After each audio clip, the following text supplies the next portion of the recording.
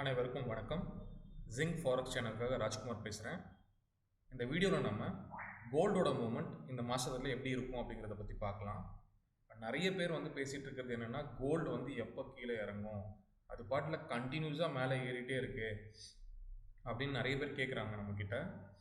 So உண்மையை சொல்லணும்னா, gold எப்போ கீழே இறங்கும், எப்போ திரும்பும் அப்படிங்கிறது இப்போதைக்கு கொஞ்சம் டவுட் தான் நம்ம சொல்கிறது.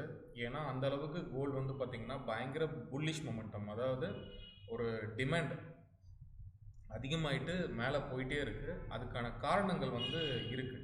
அது என்ன காரணம்னா, ஃபஸ்ட்டு இந்த ஃபெட் பார்த்திங்க அப்படின்னா கடைசி ஒரு 2 வருஷமாக இன்ட்ரெஸ்ட் ரேட்டை கூட்டிக்கிட்டே இருந்தாங்க. அதனால் பார்த்திங்க அப்படின்னா ஷேர் மார்க்கெட்ஸ் எல்லாம் அடி வாங்குச்சு. பட் கோல்டு, GBP/USD, EUR/USD எல்லாமே கீழே வந்துச்சு. டாலர் மேலே போச்சு லாஸ்ட் ஒரு 2 இயர்ஸாக. ஸோ அதுக்கப்புறமா அவங்க அந்த இன்ஃப்ளேஷன் சொல்லுவாங்க இல்லையா, பணவீக்க விகிதம், அதை குறைக்கிறதுக்காக தான் இந்த இன்ட்ரெஸ்ட் ரேட் எல்லாமே ஃபெட் ஏற்றிக்கிட்டு இருந்தாங்க. இப்போ அவங்க எதிர்பார்க்குற அந்த டார்கெட் 2% இன்ஃப்ளேஷன் எங்களோட டார்கெட்டு, அது வந்துச்சுன்னா நாங்கள் எல்லாமே மறுபடியும் அந்த இன்ட்ரெஸ்ட் ரேட் எல்லாமே நார்மல் ஆக்கிடுவோம்னு சொல்லியிருந்தாங்க. இப்போ கிட்டத்தட்ட அந்த இன்ஃப்ளேஷன் 8.6 போயிட்டு இப்போ கிட்டத்தட்ட அந்த 3.34 அந்த ரேஞ்சில் இருக்குது. அதனால் கண்டிப்பாக ஃபெட்டு மறுபடியும் இந்த இன்ட்ரெஸ்ட் ரேட் எல்லாமே குறைக்க ஆரம்பிச்சிருவாங்க அப்படிங்கிற அந்த எதிர்பார்ப்பில் தான் கோல்டு பார்த்திங்கன்னா ஏற ஆரம்பிச்சிச்சு. மற்ற GBP/USD, EUR/USDயும் லோலேருந்து ஏற ஆரம்பிச்சது. பட் ஆனால் இப்போயுமே பார்த்திங்க அப்படின்னா ஃபெட் நெக்ஸ்ட்டு ஒரு 2 மந்த்ஸில் குறைப்பாங்கன்னு அப்படின்னு எதிர்பார்த்தோம். ஆனால் அவங்க இப்போதைக்கு நம்ம குறைக்கிறதா இல்லை. பட் ஆனால் இந்த வருஷத்துக்குள்ளே இன்ஃப்ளேஷன் இன்னும் நாங்கள் எதிர்பார்க்குற டார்கெட்டுக்கு வந்துடும், ரேட் கட்ஸ் இருக்குது அப்படின்னு சொல்லிட்டாங்க. ஸோ அதனால் கோல்டு பார்த்திங்க அப்படின்னா மேலே ஏறிட்டுருக்கு. இது ஒரு ரீசன். ரெண்டாவது ரீசன் பார்த்திங்க அப்படின்னா, இந்த போர் பதட்டம், இஸ்ரேலுக்கும் அவங்களோட அந்த காசா, பாலஸ்தீனோட அந்த பிரச்சனை, அவங்களுக்கான போர் அது ஆரம்பித்து போயிட்டே இருந்தது. போன வருஷத்தில் பார்த்திங்கன்னா ரஷ்யா உக்ரைன் போர் அது ஆரம்பிச்சது. ஸோ அதுக்கப்புறம் பார்த்திங்க அப்படின்னா இப்போது ரீசண்டாக இந்த வாரத்தில் பார்த்திங்கன்னா ஈரானுக்கும் இஸ்ரேலுக்கும் பார்த்திங்கன்னா பிரச்சனை ஆரம்பித்து இப்போது ஈரானோட அந்த சிரியா கன்சுலேட்டில் இவங்க பாம்பு போட்டு ஒரு 8 பேரை கொன்னுட்டாங்க இஸ்ரேல். ஸோ அதனால் நாங்கள் இதுக்கு பழி வாங்க போகிறோன்னு ஈரான் சொல்லிகிட்டு இருக்கு இந்த வாரத்தில். ஸோ அதனால் பார்த்திங்க அப்படின்னா இன்னும் அது எரியிற நெருப்பில் எண்ணெய் ஊற்றுற மாதிரி கோல்டோட ரேட்ஸ் இன்னும் ஏறிட்டுருக்கு. க்ரூட் ஆயிலும் பார்த்திங்கன்னா சைமல்டேனியஸாக ஏறிட்டுருக்கு. ஸோ இந்த மாதிரி ஒரு பதட்டமான சூழ்நிலையில் கூட இந்த பொருளாதார மந்த நிலைன்னு சொல்லுவாங்க இல்லையா, ரெசெஷன், அதுவுமே பார்த்திங்க அப்படின்னா வரும்ன்ற மாதிரிலாம் சில பேர் பேசிகிட்டு இருந்தாங்க. இது எல்லாமே ஒன்றா சேர்ந்து கோல்டு, அதாவது சேஃப், எப்போ இந்த மக்களுக்கு இந்த மாதிரி ஒரு போர் பதற்றம், பொருளாதார மந்த நிலை இந்த மாதிரிலாம் வருதோ அப்போல்லாம் முதலீடு பார்த்திங்கன்னா சேஃபான ஒரு இடத்துல தான் போடுவாங்க. அந்த சேஃபான இடங்கிறது கோல்டு எப்பயுமே முதலிடத்தில் இருக்கும். ஸோ அதனால தான் பார்த்திங்கன்னா கோல்டோட டிமாண்ட் இப்போ ஏறிட்டுருக்கு. எல்லா பணமும் அதில் தான் இப்போது உள்ளே போயிட்டுருக்கு கோல்டுக்குள்ளே. ஸோ அதனால் ஒரு ஃப்ரெஷ் பிரேக் அவுட். இப்போ நீங்கள் இந்த சார்ட்டை பார்த்தீங்கன்னா தெரியும், இந்த மந்த்லி சார்ட்டு. இந்த மந்த்லி சார்ட்டில் கிட்டத்தட்ட ஒரு சூப்பரான ஒரு புல்லிஷ், அதாவது எப்போ இந்த 2000 க்ராஸ் பண்ணி ஒரு ஸ்ட்ராங்காக போன மாதம் ஒரு புல்லிஷ் கேண்டில் கொடுத்ததோ அங்கேருந்து அப்படியே கேரி ஆன் பண்ணது மேலே போயிட்டே இருக்கு கோல்டு, இந்த மந்த்லி கேண்டில். ஸோ இந்த இடம் 2070 இந்த ஏரியாவை கோல்டு பிரேக் அவுட் ஆகி மேலே போயிடுச்சு. ஓகேவா?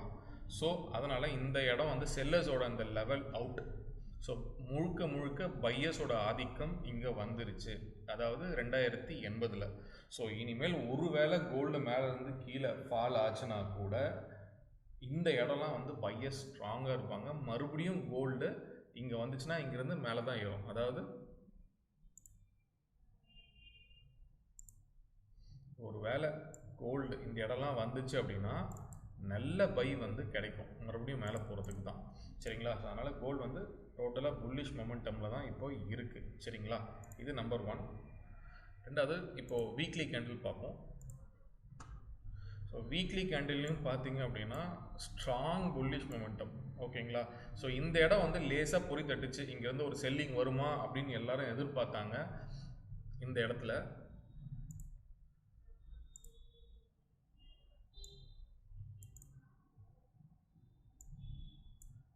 ஆனால் இந்த இடம் வந்து செல் வந்து ஆகலை. இங்கேருந்து மறுபடியும் வந்து கோல்டு டிமாண்ட் ஆகிட்டு இந்த இடம் வந்து பையர்ஸோட டாமினேஷன் அதிகமாகிட்டு கோல்டு வந்து மேலே ஏற போயிடுச்சு. ஓகேங்களா. இப்போது எந்த இடத்துல போய் நிற்கும் அப்படிங்கிறது இனி வரப்போகிற இந்த வாரமோ இல்லை அதுக்கு அடுத்த வாரமோ வந்து ஸோ கன்சாலிடேஷன் வந்து கோல்டு வந்து இப்படியே ஒரே ஸ்டெச்சில் வந்து போயிட்டு இருந்தாலும் கஷ்டம்தான். ஸோ ஏதாவது ஒரு இடத்துல போய் நிற்கணும், மூச்சு வாங்கி நிற்கணும். எப்பவுமே ஓடிட்டே இருந்தால் ஃபாஸ்ட்டாக ஒரு இடத்துல நம்ம போய் நிற்போம் இல்லையா, அந்த மாதிரி இது வந்து இதுக்கப்புறம் நின்னால் தான் நமக்கு ஒரு ரெசிஸ்டன்ஸ் ஃபார்ம் ஆகும். அந்த ரெசிஸ்டன்ஸை வச்சு தான் இனிமேல் நம்ம கோல்டோட லெவல்ஸை வந்து மார்க் பண்ண முடியும். ஸோ இப்போதைக்கு கோல்டு பியூர் புல்லிஷு. கீழே வந்துச்சு அப்படின்னா வந்து பை ட்ரெண்டில் தான் இருக்குது வீக்லிலையும். ஸோ வீக்லியில் நம்ம வந்து ஒரு கோடு இங்கே இந்த லெவலில் வந்து போட்டுக்கலாம்.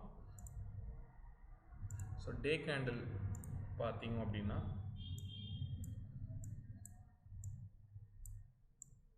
ஸோ டே கேண்டிலில் இந்த இடத்துல கோல்டு வந்து பார்த்திங்கன்னா லிக்விடிட்டி வந்து ஸ்வைப் பண்ணி எடுத்துகிட்டு போயிட்டுருக்கு. ஸோ இந்த இடத்துல லிக்விடிட்டினா அதிகமான ஆர்டர்ஸ், அந்த ஆர்டர்ஸை வந்து எடுத்துகிட்டு பை பண்ணி இங்கேருந்து மேலே போயிடுச்சு. ஸோ இந்த இடம் ஒரு வேளை இப்போ கோல்டு ரீட்ரேஸ்மெண்ட் ஆச்சு அப்படின்னா நமக்கு நல்ல பை. எந்த இடம்? இந்த இடம். ஓகேங்களா. ஸோ கோல்டு வந்து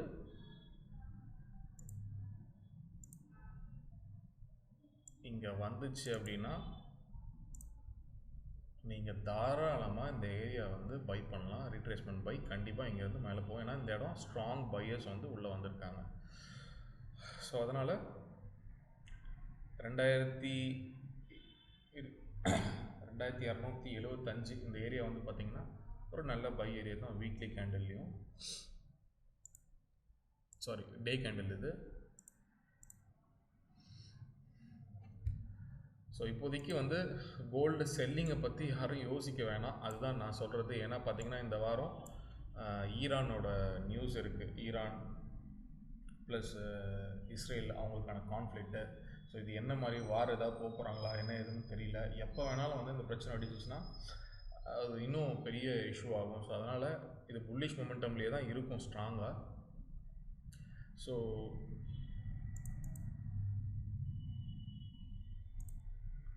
ஒரு ட்ரெண்ட் லைன் வந்து நீங்கள் போட்டிங்கன்னா கூட